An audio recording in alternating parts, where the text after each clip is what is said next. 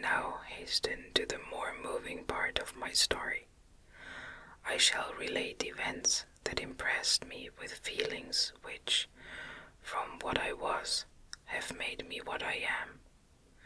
Spring advanced rapidly, the weather became fine, and the skies cloudless.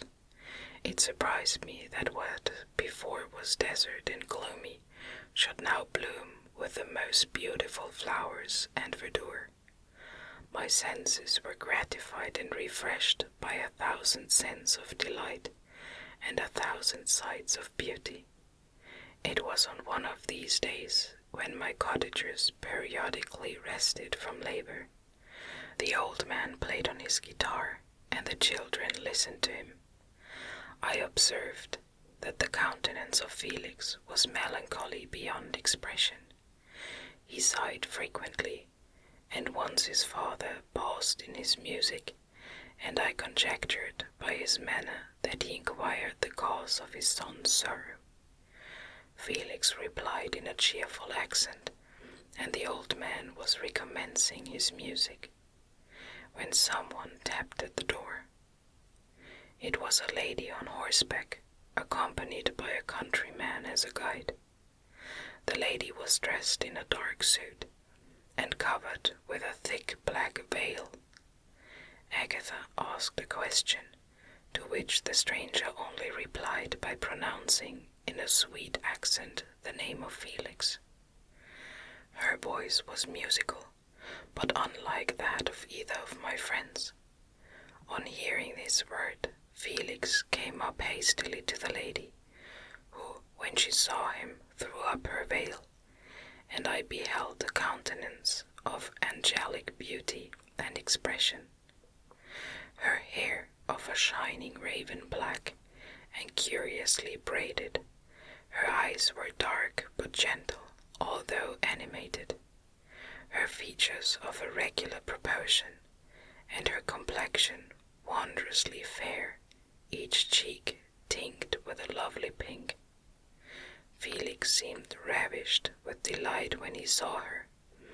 Every trait of sorrow vanished from his face, and it instantly expressed a degree of ecstatic joy, of which I could hardly have believed it capable. His eyes sparkled as his cheek flushed with pleasure, and at that moment I thought him as beautiful as the stranger. She appeared affected by different feelings. Wiping a few tears from her lovely eyes, she held out her hand to Felix, who kissed it rapturously, and called her, as well as I could distinguish, his sweet Arabian. She did not appear to understand him, but smiled. He assisted her to dismount, and, dismissing her guide, conducted her into the cottage. Some conversation took place between him and his father, and the young stranger knelt at the old man's feet and would have kissed his hand, but he raised her and embraced her affectionately. I soon perceived that although the stranger uttered articulate sounds and appeared to have a language of her own, she was neither understood by or herself understood the cottagers. They made many signs which I did not comprehend, but I saw that her presence diffused gladness through the cottage, dispelling their sorrow as the sun dissipates the morning mists. Felix seemed peculiarly happy, with his smiles of delight welcomed his Arabian. Agatha, the ever gentle Agatha, kissed the hands of the lovely stranger, and, pointing to her brother, made signs which appeared to me to mean that he had been sorrowful until she came. Some hours passed thus, while they, by their countenances, expressed joy, the cause of which I did not comprehend. Presently I found, by the frequent recurrence of one sound, which the stranger repeated after them, that she was endeavoring to learn the language, and the idea instantly occurred to me that that I should make use of the same instructions to the same end. The stranger learned about 20 words at the first lesson. Most of them, indeed, were those which I had before understood, but I profited by the others. As night came on, Agatha and the Arabian retired early. When they separated, Felix kissed the hand of the stranger and said, "Good night, sweet Safie." He sat up much longer, conversing with his father, and, by the frequent repetition of her name, I conjectured that their lovely guest was the subject of their conversation. I ardently desired to understand them, and bent every faculty towards that purpose, but found it utterly impossible. The next morning Felix went out to his work, and after the usual occupations of Agatha were finished, the Arabian sat at the feet of the old man, and, taking his guitar, played some airs so entrancingly beautiful that they at once drew tears of sorrow and delight from my eyes. She sang, and her voice flowed in a rich cadence, swelling or dying away, like a nightingale of the woods. When she had finished, she gave the guitar to Agatha, who at first declined it. She played a simple air, and her voice accompanied it in sweet accents, but unlike the wondrous strain of the stranger, the old man appeared enraptured, and said some words, which Agatha endeavored to explain to Safie, and by which he appeared to wish to express that she bestowed on him the greatest delight by her music. The days now passed as peaceably as before, with the sole alteration that joy had taken place of sadness in the countenances of my friends. Safie was always gay and happy. She and I improved rapidly in the knowledge of language, so that in 2 months I began to comprehend most of the words uttered by my protectors. In the meanwhile also the black ground was covered with herbage, and the green banks interspersed with innumerable flowers, sweet to the scent and the eyes, stars of pale radiance among the moonlight woods. The sun became warmer, the nights clear and balmy, and my nocturnal rambles were an extreme pleasure to me, although they were considerably shortened by the late setting and the early rising of the sun, for I never ventured abroad during daylight, fearful of meeting with the same treatment as I had formerly endured in the first village which I entered. My days were spent in close attention, that I might more speedily master the language, and I may boast that I improved more rapidly than the Arabian, who understood very little and conversed in broken accents, whilst I comprehended and could imitate almost every word that was spoken. While I improved in speech, I also learned the science of letters, as it was taught to the stranger, and this opened before me a wide field for wonder and delight. The book from which Felix instructed Safie was Volney's Ruins of Empires. I should not have understood the purport of this book, had not Felix, in reading it, given very minute explanations. He had chosen this work, he said, because the declamatory style was framed in imitation of the Eastern authors. Through this work I obtained a cursory knowledge of history, and a view of the several empires at present existing in the world. It gave me an insight into the manners, governments, and religions of the different nations of the earth. I heard of the slothful Asiatics, of the stupendous genius and mental activity of the Grecians, of the wars and wonderful virtue of the early Romans, of their subsequent degeneration, of mighty empire of chivalry, Christianity, and kings. I heard of the discovery of the American hemisphere, and wept with Savy over the helpless fate of its original inhabitants. These wonderful narrations inspired me with strange feelings. Was man indeed at once so powerful, so virtuous, and magnificent, yet so vicious and base? He appeared at one time a mere scion of the evil principle, and at another as all that can be conceived of noble and godlike.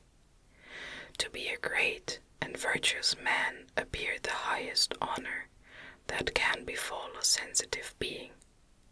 To be base and vicious, as many on record have been, appeared the lowest degradation, a condition more abject than that of the blind mole or harmless worm.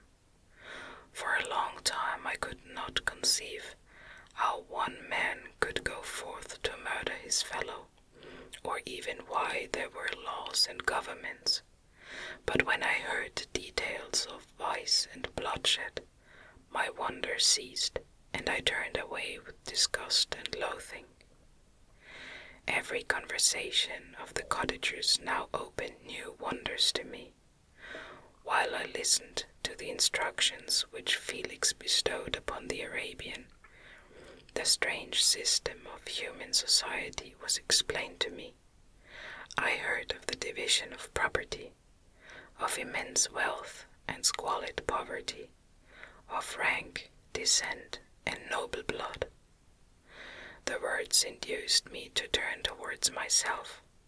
I learned that the possessions most esteemed by your fellow creatures were high and unsullied descent united with riches. A man might be respected with only one of these acquisitions, but without either he was considered, except in very rare instances, as a vagabond and a slave, doomed to waste his powers for the profit of the chosen few. And what was I? Of my creation and creator I was absolutely ignorant, but I knew that I possessed no money, no friends, no kind of property. I was, besides, endowed with a figure hideously deformed and loathsome. I was not even of the same nature as man. I was more agile than they, and could subsist upon coarser diet. I bore the extremes of heat and cold with less injury to my frame. My stature far exceeded theirs. When I looked around, I saw and heard of none like me. Was I then a monster, a blot upon the earth, from which all men fled, and whom all men disowned? I cannot describe to you the agony that these reflections inflicted upon me. I tried to dispel them, but sorrow only increased with knowledge. Oh, that I had forever remained in my native wood, nor known or felt beyond the sensations of hunger, thirst, and heat. Of what a strange nature is knowledge! It clings to the mind when it has once seized on it, like a lichen on the rock. I wished sometimes to shake off all thought and feeling, but I learned that there was but one means to overcome the sensation of pain, and that was death, a stage which I feared yet did not understand. I admired virtue and good feelings, and loved the gentle manners and amiable qualities of my cottagers, but I was shut out from intercourse with them, except through means which I obtained by stealth, when I was unseen and unknown, and which rather increased than satisfied the desire I had of becoming one among my fellows. The gentle words of Agatha and the animated smiles of the charming Arabian were not for me. The mild exhortations of the old man and the lively conversation of the loved Felix were not for me, miserable, unhappy wretch. Other lessons were impressed upon me even more deeply. I heard of the difference of sexes, of the birth and growth of children, how the father doted on the smiles of the infant, and the lively sallies of the older child, how all the life and cares of the mother were wrapped up in the precious charge, how the mind of youth expanded and gained knowledge of brother, sister, and all the various relationships which bind one human being to another in mutual bonds. But where were my friends and relations? No father had watched my infant days. No mother had blessed me with smiles and caresses, or if they had, all my past life was now a blot, a blind vacancy in which I distinguished nothing. From my earliest remembrance, I had been as I then was in height and proportion. I had never yet seen a being resembling me, or who claimed any intercourse with me. What was I? The question again recurred, to be answered only with groans. I will soon explain to what these feelings tended, but allow me now to return to the cottagers, whose story excited in me such various feelings of indignation, delight, and wonder, but which all terminated in additional love and reverence for my protectors, for so I loved, in an innocent, half-painful self-deceit, to call them.